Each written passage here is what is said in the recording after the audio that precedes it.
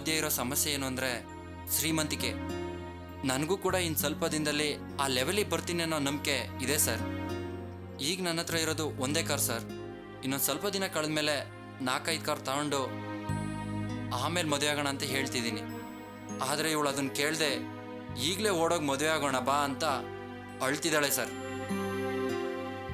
Sir, ನಮ್ಮಪ್ಪ ನನ್ನ ಒತ್ತಾಯ ಮಾಡಿ ಇನ್ನೊಂದು ಹುಡುಗನ ಜೊತೆ ಮದುವೆ ಮಾಡ್ಬಿಡ್ತಾರೆ ಸರ್. ಇವನ್ನ ಮನ್ಸಲ್ಲಿ ಇಟ್ಕೊಂಡು ಇನ್ನೊಂದು ಹುಡುಗನ ಜೊತೆ ಮದುವೆ ಮಾಡ್ಕೊಂಡು ನಾನು ಹೇಗೆ ತಾನೇ ಸಂಸಾರ ಮಾಡ್ಲಿ ಸರ್? ಅದಕ್ಕೆ ನಾವು ಕದ್ದು ಓಡೋಗೋಣ ಅಂತ ಹೇಳ್ತಾ ಇದ್ದೀನಿ. ಆದ್ರೆ ಇವರು ಕದ್ದು ಓಡೋಗೋದು ಬೇಡ ಅಂತ ಹೇಳ್ತಾ ಇದ್ದಾರೆ. ಸರ್, ನಾನು ಭಯ ಪಡ್ತಿಲ್ಲ ಸರ್. ನಾನೊಂದು ಸ್ವಲ್ಪ ಅನುಕೂಲ ಆದಮೇಲೆ ಧೈರ್ಯವಾಗಿ ಇವ್ರ ಅಪ್ಪನ ಹತ್ರ ಹೆಣ್ಣು ಕೇಳೋಣ ಅಂತ ನಾನು ಅಂದ್ಕೊಂಡಿದ್ದೀನಿ. ಆದರೆ ಇವಳು ಅದನ್ನು ಅರ್ಥ ಮಾಡ್ಕೊಳ್ದೆ ನಾನು ಭಯ ಪಡ್ತಾ ಇದ್ದೀನಿ ಅಂತ ಅಳ್ತಿದ್ದಾಳೆ. ನೋಡಿ, ಇದು ನಿಮ್ಮಿಬ್ಬರ ಸ್ವಂತ ವಿಷಯ. ಆದರೂ ನನ್ನ ಮನಸ್ಸಿಗೆ ಅನಿಸಿದ್ದನ್ನು ನಾನು ಹೇಳಲ್ಲ. ಸರ್, ಧಾರಾಳವಾಗಿ ಹೇಳಿ. ನೋಡಮ್ಮ, ನಿನ್ನಂಥ ಶ್ರೀಮಂತ ಹುಡುಗಿ ಸಿಕ್ಕಿದ್ರೆ ಒಬ್ಬ ಹುಡುಗ ಏನು ಮಾಡ್ತಾನೆ? ಸರಿಯಾದ ಸಮಯ ನೋಡಿಕೊಂಡು ಕರ್ಕೊಂಡು ಓಡಿ ಹೋಗ್ತಾನೆ. ನನ್ನ ತಮ್ಮ ವಾಸು ಕೂಡ ಹಾಗೆ ಮಾಡಿದ್ದ. ಆದರೆ ಓಡಿ ಹೋಗೋಣ ಅಂತ ನೀನೇ ಹೇಳಿದ್ರು ಕೂಡ ನಿನ್ನನ್ನು ಕರ್ಕೊಂಡು ಓಡಿ ಹೋಗದೆ, ನಿನ್ನನ್ನು ಕೈ ಬಿಡದೆ, ಸ್ವಲ್ಪ ಮಟ್ಟಿಗೆ ಅನುಕೂಲ ಆದಮೇಲೆ ಸಂಪ್ರದಾಯ ಪ್ರಕಾರ ನಿನ್ನ ಮನೆಗೆ ಬಂದು ಹೆಣ್ಣು ಕೇಳ್ತೀನಿ ಅಂತ ಹೇಳ್ತಾ ಇದ್ದಾರಲ್ಲ. ನೀನು ಈ ಕಾಂತನ ಲವ್ ಮಾಡೋಕ್ಕೆ ನಿಜವಾಗ್ಲೂ ಅದೃಷ್ಟ ಮಾಡಿದ್ಯಮ್ಮ. ನನ್ನ ಸ್ಥಿತಿ ನಿಮ್ಗೆ ಅರ್ಥ ಆಗ್ತಿಲ್ಲ ಸರ್. ಈಗಾಗಲೇ ನಮ್ಮ ಅಪ್ಪ ಇನ್ನೊಂದು ಹುಡುಗನ ಜೊತೆ ಮದುವೆ ಮಾಡೋಕೆ ಅಂತ ನಿರ್ಧಾರ ಮಾಡಿಬಿಟ್ಟಿದ್ದಾರೆ. ನೋಡಮ್ಮ, ತಮ್ಮ ಮಗಳು ಲವ್ ಮಾಡಿ ಮದುವೆ ಮಾಡ್ಕೊಳ್ಳಿ ಅಂತ ಯಾವ ಹೆತ್ತ ತಂದೆ ತಾಯಿಗಳು ಒಪ್ಕೊಳ್ಳೋದಿಲ್ಲ. ಅಷ್ಟೇ ಯಾಕೆ, ನನ್ನ ತಂಗಿ ಕೂಡ ಒಂದು ಹುಡುಗನ್ನ ಇಷ್ಟಪಟ್ಟಾಗ ನಾನು ಕೂಡ ಒಪ್ಕೊಂಡಿರಲಿಲ್ಲ. ಆಮೇಲೆ ನನಗೆ ನನ್ನ ತಂಗಿ ಮೇಲಿದ್ದ ಪ್ರೀತಿ ನನ್ನ ಮನಸ್ಸನ್ನು ಬದಲಾಯಿಸ್ಬಿಡ್ತು. ಅವಳು ಪ್ರೀತಿ ಮಾಡಿದ ಹುಡುಗನಿಗೆ ಮದುವೆ ಮಾಡಿಕೊಟ್ಟು ಕಳಿಸ್ದೆ. ಅದೇ ರೀತಿ ನೀನು ಕೂಡ ಸ್ವಲ್ಪ ತಾಳ್ಮೆಯಿಂದ ಇದ್ದರೆ ನಿನ್ನ ತಾಳ್ಮೆಯಿಂದನೇ ನಿನ್ನ ತಂದೆ ತಾಯಿ ಮನಸ್ಸನ್ನು ಬದಲಾಯಿಸ್ಬೋದಲ್ವಾ? ನೋಡು, ನಿನಗೆ ಸಮಯ ಸಿಕ್ಕಾಗಲೆಲ್ಲ ನಿನ್ನ ಅಪ್ಪ ಅಮ್ಮನ ಹತ್ರ ಕಾಂತನ ಬಗ್ಗೆ ವಿವರವಾಗಿ ಹೇಳು. ನೀನು ಕಾಂತನ ಪ್ರೀತಿಸ್ತಿರೋ ಬಗ್ಗೆ ಧೈರ್ಯವಾಗಿ ಮಾತಾಡು. ಅವರು ನಿನ್ನ ಮೇಲಿಟ್ಟಿರೋ ಪ್ರೀತಿ ಅವ್ರ ಮನಸ್ಸನ್ನು ಖಂಡಿತ ಬದಲಾಯಿಸುತ್ತೆ. ಸರ್, ನಿಮ್ಮ ಮಾತಿಂದ ನಂಗೆ ಸ್ವಲ್ಪ ಧೈರ್ಯ ಬಂದಿದೆ. ಖಂಡಿತ ನಮ್ಮ ಅಪ್ಪನ ಹತ್ರ ಮಾತಾಡ್ತೀನಿ. ತುಂಬ ಸಂತೋಷ ಅಮ್ಮ. ಕಾಂತ, ನಾನು ಹೀಗೆ ಹೇಳ್ತೀನಿ ಅಂತ ತಪ್ಪು ತಿಳ್ಕೊಬೇಡಿ. ಇನ್ಮೇಲೆ ಈ ರೀತಿ ಪಬ್ಲಿಕ್ ಜಾಗದಲ್ಲಿ ಗಾಡೀಲಿ ಕೂತ್ಕೊಂಡು ಮಾತಾಡಬೇಡಿ. ನನ್ನ ಹಾಗೆ ನೋಡಿದವರು ತಪ್ಪ ತಿಳ್ಕೊಂಡ್ಬಿಡ್ತಾರೆ. ಇಲ್ಲ ಸರ್, ಇನ್ಮೇಲೆ ಈಗೆಲ್ಲ ಆಗೋದಿಲ್ಲ. ಸರಿ, ನಾನು ಬರ್ತೀನಿ. ಸರ್, ಬನ್ನಿ ಸರ್, ನಾನೇ ಡ್ರಾಪ್ ಕೊಡ್ತೀನಿ. ಬೇಡ, ಮೊದಲು ಈ ಹುಡುಗಿನ ಕರ್ಕೊಂಡು ಮನೆಗೆ ಡ್ರಾಪ್ ಮಾಡಿ, ನಾನು ನಡ್ಕೊಂಡು ಹೋಗ್ತೀನಿ. ಪರವಾಗಿಲ್ಲ, ಬನ್ನಿ ಸರ್, ಪ್ಲೀಸ್. ಸರ್, ಹೇಗಿದ್ರು ಹೋಗೋದಾರಿ ತಾನೇ? ಬನ್ನಿ ಸರ್, ನಾನೇ ಡ್ರಾಪ್ ಮಾಡ್ತೀನಿ. ಸರಿ.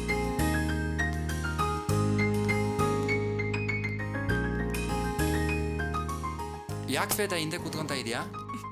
ಈಗ ತಾನೇ ಸರ್ ಹೇಳಿಲ್ವಾ, ಬೇರೆಯವ್ರ ಕಣ್ಣಿಗೆ ತಪ್ಪಾಗಿ ಕಾಣೋ ಹಾಗೆ ನಡ್ಕೋಬೇಡಿ ಅಂತ. ಅದಕ್ಕೆ ಸರ್, ನೀವೇ ಮುಂದೆ ಕೂತ್ಕೊಳ್ಳಿ, ನಾನೇ ಹಿಂದೆ ಕೂತ್ಕೋತೀನಿ. ಸರಿ, ಬನ್ನಿ ಸರ್.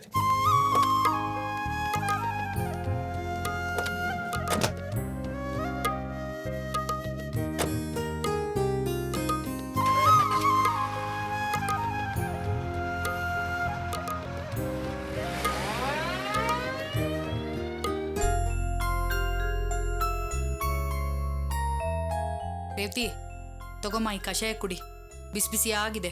ಬೇಡಮ್ಮ. ಅಯ್ಯೋ, ಬೇಡ ಅಂದ್ರೆ ಹೇಗಮ್ಮ?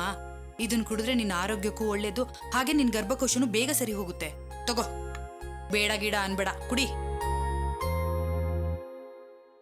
ಕುಡಿದ್ಬಿಡು ಘಟಕಂತ.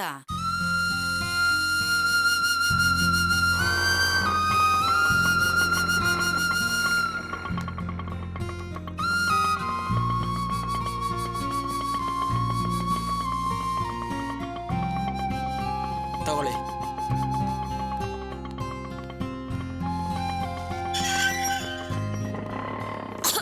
ಅಯ್ಯೋ, ಕಹಿ ಇದೆ. ನಿಧಾನ ಕುಡಿಯಮ್ಮ, ಯಾಕೆ ಅರ್ಜೆಂಟ್ ಮಾಡ್ಕೊಂತೀಯಾ? ಬೇಗ ಕುಡಿದ್ಬಿಡು. ಇದಾದ್ಮೇಲೆ ಗಂಜಿ ತಂದು ಕೊಡ್ತೀನಿ, ಸರಿನಾ? ಬೇಡ ಮಗಳೇ. ಹೌದು ರೇವತಿ, ಇಂಥ ಟೈಮಲ್ಲಿ ತುಂಬ ಮೆದುವಾದ ಆಹಾರನೇ ತಿನ್ಬೇಕು, ಅದೇ ಒಳ್ಳೇದು. ಅಳಿ ಅಂದ್ರೆ ಈಗ ಬಂದ್ರಾ? ಹ್ಞೂ ಅತ್ತೆ. ರೇವತಿ ನೋಡು, ನಾನು ನಿನಗೋಸ್ಕರ ಏನು ತಂದಿದ್ದೀನಿ ಅಂತ. ಗರ್ಭಿಣಿ ಹೆಣ್ಣು ಏನೇನು ತಿನ್ಬೇಕೋ ಅದನ್ನೆಲ್ಲ ತಂದಿದ್ದೀನಿ ನೋಡು. ದ್ರಾಕ್ಷಿ, ಬಾದಾಮಿ, ಗೋಡಂಬಿ ಎಲ್ಲ ತಂದಿದ್ದೀನಿ. ಇದನ್ನೆಲ್ಲ ನೀನು ಚೆನ್ನಾಗಿ ತಿಂದರೆ ಹುಟ್ಟೋ ಮಗು ಆರೋಗ್ಯವಾಗಿ ಹುಟ್ಟುತ್ತಂತೆ. ಇದ್ರ ಜೊತೆ ಏನು ತಂದಿದ್ದೀನಿ ಗೊತ್ತಾ? ಟಂಟಣ ಇದೇನ್ ಗೊತ್ತಾ? ಕೇಸರಿ. ಇದನ್ನ ಹಾಲಲ್ಲಿ ಹಾಕೊಂಡು ಕುಡಿದ್ರೆ ಹುಟ್ಟೋ ಮಗು ಕೆಂಪುಗೆ ಗುಂಡುಗೆ ನನ್ನಾಗೆ ಹುಟ್ಟುತ್ತೆ. ಬೇಕಾಗಿಲ್ಲ. ಏನ್ ರೇವತಿ ಮುಖ ಓದಿಸ್ಕೊಂಡು ಮಾತಾಡ್ತಾ ಇದೆಯಲ್ಲ? ಸುಮ್ನೆ ನಾನು ತಂದಿರೋದೆಲ್ಲ ತಿನ್ನು. ಅತ್ತೆ ಹೋಗಿ ಹಾಲು ತಗೊಂಡ್ ಬನ್ನಿ. ನಂಗ್ ಬೇಡ ಅಂತ ಹೇಳಿದ್ನಲ್ಲ, ಸುಮ್ನೆ ನನ್ನ ಬಿಟ್ಬಿಡು. ಅತ್ತೆ ನೀವಾದ್ರೆ ಹೇಳಿ ಅತ್ತೆ ಅವಳಿಗೆ. ಅಲ್ಲ ಅಳಿ ಅಂದ್ರೆ ಅವಳು ಬೇಡ ಅಂತ ಹೇಳ್ತಿದ್ದಾಳಲ್ಲ, ಬಿಟ್ಬಿಡಿ. ಏನತ್ತೆ ನೀವು ಈಗ ಮಾತಾಡ್ತಾ ಇದ್ದೀರಲ್ಲ? ಕೇಸರಿನ ಹಾಲಲ್ಲಿ ಹಾಕೊಂಡು ಕುಡಿದ್ರೆ ಹುಟ್ಟೋ ಮಗು ಕೆಂಪು ಗುಟ್ಟುತ್ತಂತೆ. ನೀವೇ ಬೇಡ ಅಂತ ಇದ್ದೀರಲ್ಲ, ಹೋಗಿ ಹಾಲು ತಗೊಂಡ್ ಬನ್ನಿ. ಅಲ್ಲ ಅದು ನೀವು ಹೇಳ್ತಿರೋದೇನೋ ಸರಿನೇ, ಆದ್ರೆ ನಮ್ ರೇವತಿ ಗರ್ಭಿಣಿ ಅಲ್ವಲ್ಲ.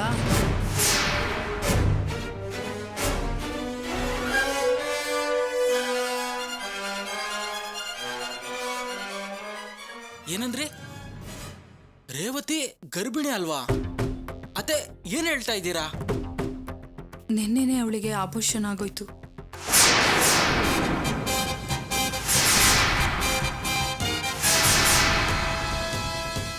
ಈಗ ಅವಳು ಗರ್ಭಿಣಿ ಅಲ್ಲ ಅಳಿಯ.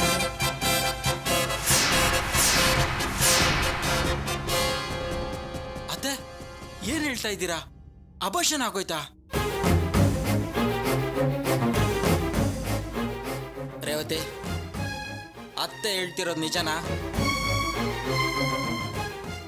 ಹೌದು. ಆದ್ರೆ ನಾನ್ ಮನ್ಸ್ ಮಾಡಿದ್ರೆ ಈ ಗರ್ಭನ ಈಗ್ಲೇ ಕಿತ್ತು ಬಿಸಾಕ್ಬಹುದು, ಗೊತ್ತು ತಾನೆ?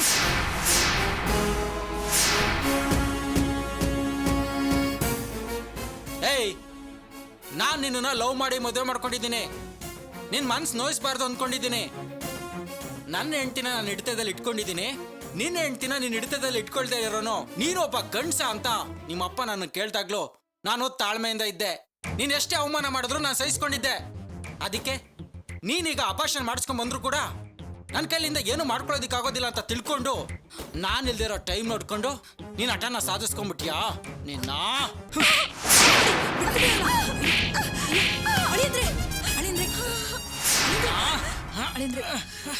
ದುಡುಕ್ಬೇಡಿ, ಸ್ವಲ್ಪ ತಾಳ್ಮೆಯಿಂದ ಇರಿ. ತಾಳ್ಮೆಯಿಂದ ಇರೋದು? ಇಷ್ಟು ದಿನ ತಾಳ್ಮೆಯಿಂದ ಇದ್ದಿದ್ದಕ್ಕೆ ಇವಳು ನನಗಿಂತ ಶಿಕ್ಷೆ ಕೊಟ್ಟಿದ್ದು. ಏನ ನಿನ್ ಮಾತು ಕೇಳೋದು? ಎಷ್ಟು ಆಸೆಯಿಂದ ಬಂದಿದ್ದೆ, ನನ್ಗೆ ಮೋಸ ಮಾಡ್ಬಿಟ್ಟಿಯಲ್ಲ.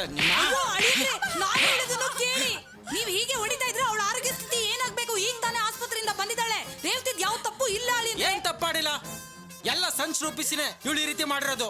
ನನ್ ಮೇಲೂ ನನ್ನ ಮಾವನ ಮೇಲೂ ಸೆಟ್ ತೀರ್ಸ್ಕೋಬೇಕು ಅಂತ ಇವಳು ಈ ರೀತಿ ಮಾಡಿದಾಳ. ನನ್ ಮಗು ಸಾಯಿಸಿರೋ ನೀನು ಬದುಕಿರ್ಬಾರ್ದು ಕಣೆ. ನಿನ್ನ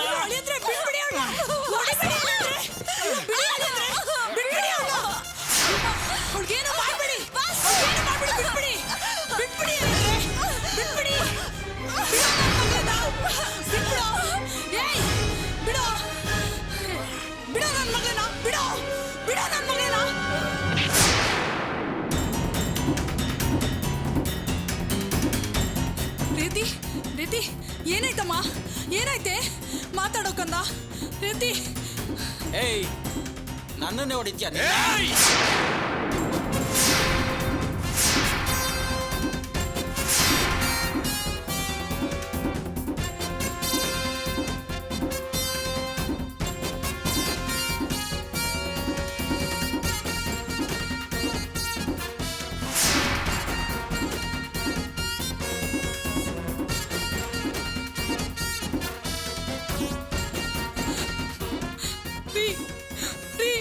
ಇವನ್ನ ಸುಮ್ನೆ ಬಿಡ್ಬೇಡ್ರಿ. ಮಗಳು ಅಂತಾನೆ ನೋಡ್ದೆ, ನನ್ ಕಣ್ ಮುಂದೆನೆ ಇವಳು ಕತ್ತಿಸ್ಕಿ ಸಾಯಿಸೋದಕ್ ನೋಡ್ದ. ಮೊದ್ಲು ನನ್ನ ಹಿಡ್ದು ಆಚೆ ತಳ್ರಿ. ಮಾವ, ಇಲ್ಲ ಮಾವ, ಇವರು ಅಳಿ ಅನ್ನೋ ಗೌರವ ಇಲ್ದೆ ನನ್ನನ್ನೇ ತಳ್ಬಿಟ್ರು ಮಾವ. ಮಾವ, ರೇವತಿ ಹೊಟ್ಟೆಲಿರೋ ಮಗುನೇ ಸಾಯಿಸ್ಬಿಟ್ಟು ಬಂದಿದ್ದಾಳೆ ಮಾವ. ಅದ್ ನಿಮ್ಗೆ ಗೊತ್ತಾ ಮಾವ? ಮಾವ, ನನ್ಗೆ ಕೊಡಿತಾ ಇದ್ದೀರಾ? ಬಿಡ್ಬೇಡ್ರಿ ಇವನ್ನ. ನೋಡಿ, ಇವನ್ ಯೋಗ್ಯತೆ ಏನು ಅಂತದ್ದು ತಿಳ್ಕೊಳ್ದೆ ನಮ್ಮ ಮನೆಯಲ್ಲಿ ಅಳಿಯ ಅಂತ ಇಟ್ಕೊಂಡ್ವಲ್ಲ, ಆ ತಪ್ಪಿಗೆ ನಮ್ಮನ್ನೆಲ್ಲ ಸಾಯಿಸೋದಕ್ಕೆ ಹೊರಟಿದ್ದಾನೆ. ಮೊದ್ಲು ಹೊಡೆದು ಆಚೆ ತಳ್ರಿ. ಮಾವ, ನನ್ನ ಮಾತು ಕೇಳಿ ಮಾವ.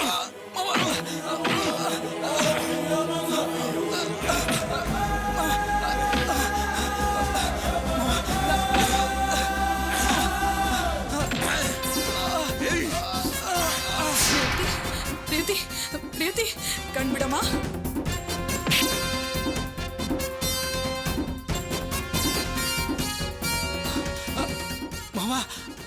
ಮಾವ, ನನಗೆ ಕೊಡಿತಾ ಇದ್ದೀರಾ?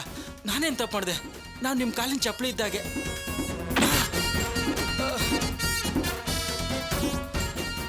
ನೀನು ನನ್ನ ಕಾಲ್ ಚಪ್ಪಲಿ ಇದ್ದ ಹಾಗೆ ಅನ್ನೋದು ನಿನಗೆ ನೆನ್ಪಿದ್ದಿದ್ರೆ ಡೂಪ್ಲಿಕೇಟ್ ಪತ್ರ ಕೊಟ್ಟು ನನಗೆ ಮೋಸ ಮಾಡ್ತಿದ್ಯಾ?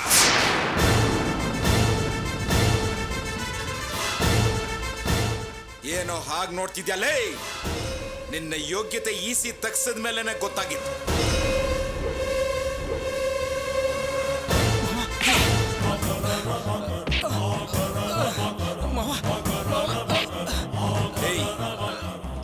ನನ್ನ ಮುಂದೆ ಮಾತಾಡೋಕ್ಕೂ ಹೆದರ್ಕೊಂಡು ಕೈ ಕಟ್ಕೊಂಡು ತಲೆ ಬಗ್ಸ್ಕೊಂಡು ನಿಂತ್ಕೊಳ್ಳೋನು ನನಗಿವತ್ತು ಅವಮಾನ ಮಾಡ್ಬಿಟ್ಟು ಹೋದ.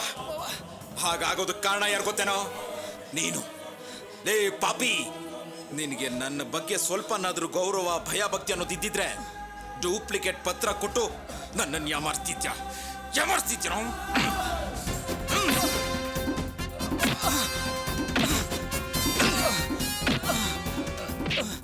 ನನಗೆ ಮೋಸ ಮಾಡ್ತೀಯನೋ ನಿಯತ್ತಿಲ್ಲದ ನಾಯಿ.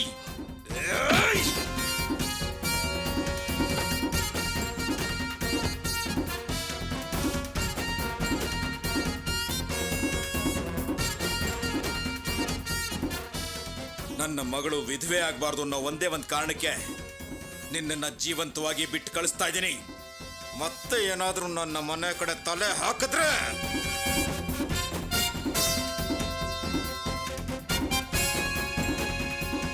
ಕೊಂದು ಹಾಕ್ಬಿಡ್ತೀನಿ. ಎದ್ದು ಹೋಗು.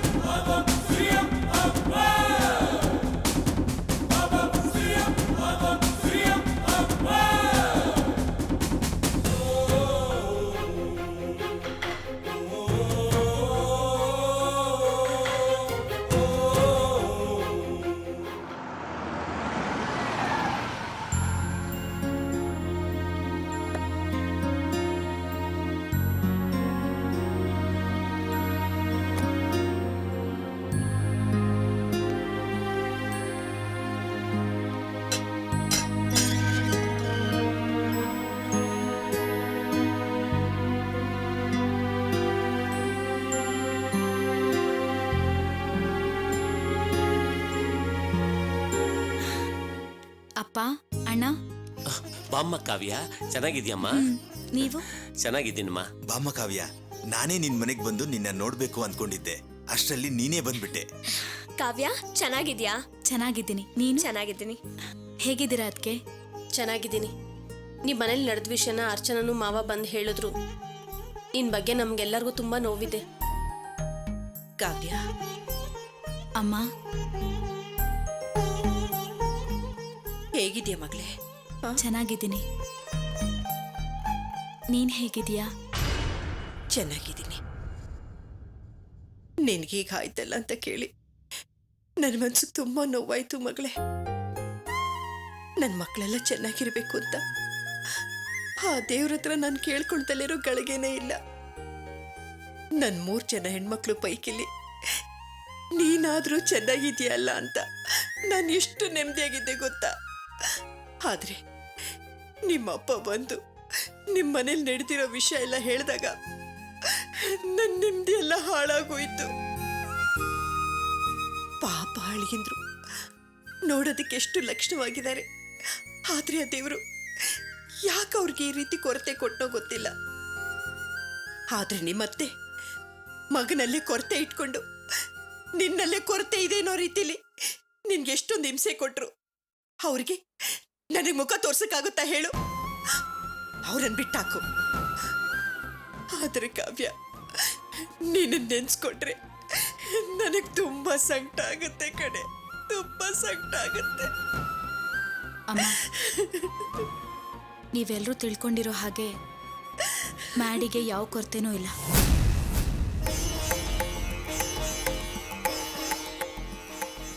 ನಡೆದಿರೋ ಆಕ್ಸಿಡೆಂಟಲ್ಲಿ ತೊಂದರೆ ಆಗಿ ತಾಯಿ ಆಗೋ ಯೋಗ್ಯತೆ ಕಳ್ಕೊಂಡಿರೋದು ನಾನು.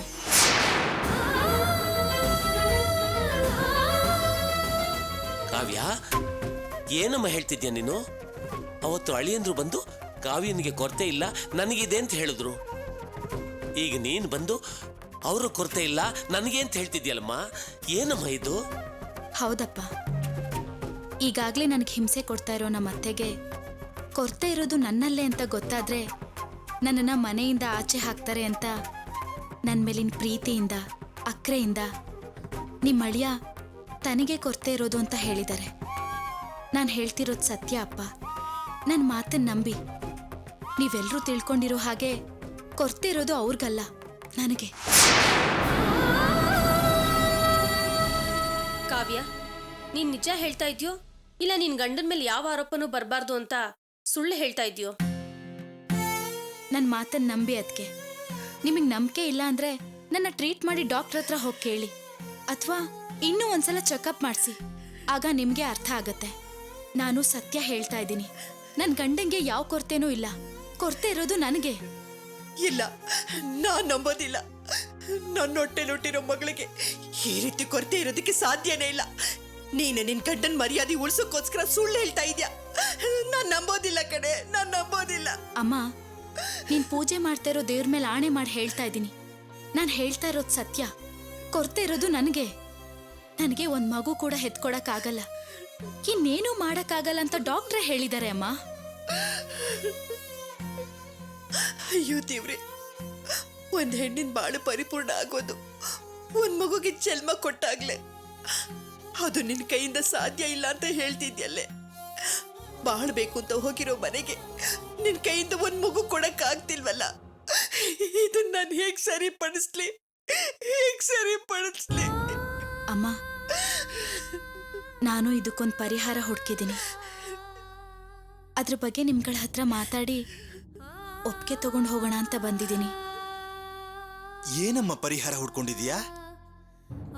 ನನ್ನನ್ನ ಮದ್ವೆ ಮಾಡ್ಕೊಂಡಿರೋ ಪಾಪಕ್ಕೆ ಆ ಮನೆಗೆ ವಂಶದ ಕುಡಿ ಇಲ್ದೇ ಇರೋ ಹಾಗಾಗ್ಬಾರ್ದು. ಅದಕ್ಕೆ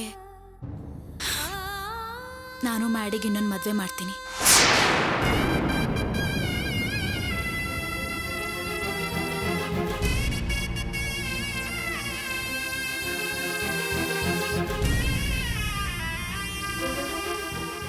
ಇನ್ನೊಂದು ಮದುವೆ ಆಗೋದಕ್ಕೆ ಮ್ಯಾಡಿಗೆ ಇಷ್ಟ ಇಲ್ಲ. ಯಾಕೆ ಅಂದರೆ ಅವರು ನನ್ನ ಮೇಲೆ ಅಷ್ಟೊಂದು ಪ್ರೀತಿ ಇಟ್ಕೊಂಡಿದ್ದಾರೆ. ಅಂಥವ್ರಿಗೆ ನಾನೇನಾದರೂ ಒಳ್ಳೇದು ಮಾಡಲೇಬೇಕಲ್ವಾ? ಅದಕ್ಕೆ ತುಂಬ ಒತ್ತಾಯ ಮಾಡಿ ಅವ್ರನ್ನ ಇನ್ನೊಂದು ಮದುವೆ ಆಗೋದಕ್ಕೆ ಒಪ್ಸಿದ್ದೀನಿ.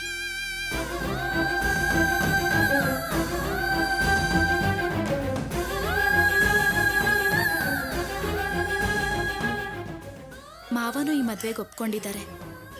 ಆದರೆ ಅವ್ರು ಮಾತ್ರ ನಿಮ್ಮ ತಂದೆ ತಾಯಿ, ನಿಮ್ಮ ಮನೆಯವರೆಲ್ಲರೂ ಈ ಮದುವೆಗೆ ಒಪ್ಕೊಂಡ್ರೆ ಮಾತ್ರ ನಾನು ನಿನ್ನ ಮಾತಿಗೆ ಒಪ್ಕೋತೀನಿ ಅಂತ ಹೇಳಿದ್ದಾರೆ. ದಯವಿಟ್ಟು ನನ್ನ ಗಂಡನಿಗೆ ಇನ್ನೊಂದು ಮದುವೆ ಮಾಡೋದಕ್ಕೆ ನೀವೆಲ್ಲರೂ ಒಪ್ಪಿಗೆ ಕೊಡಿ.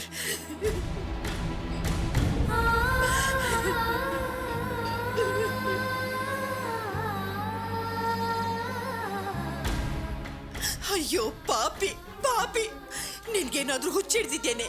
ನೀನೆ ನಿನ್ ತಲೆ ಮೇಲೆ ಕಲ್ಲಾಕೊಳ್ತಾ ಇದೆಯಲ್ಲ. ನಿನ್ ಗಂಡನೇ ಮದುವೆ ಬೇಡ ಅಂತ ಹೇಳ್ತಿರ್ಬೇಕಾದ್ರೆ ನೀನ್ ಯಾಕೆ ಆಟ ಮಾಡ್ತಾ ಇದೀಯಾ?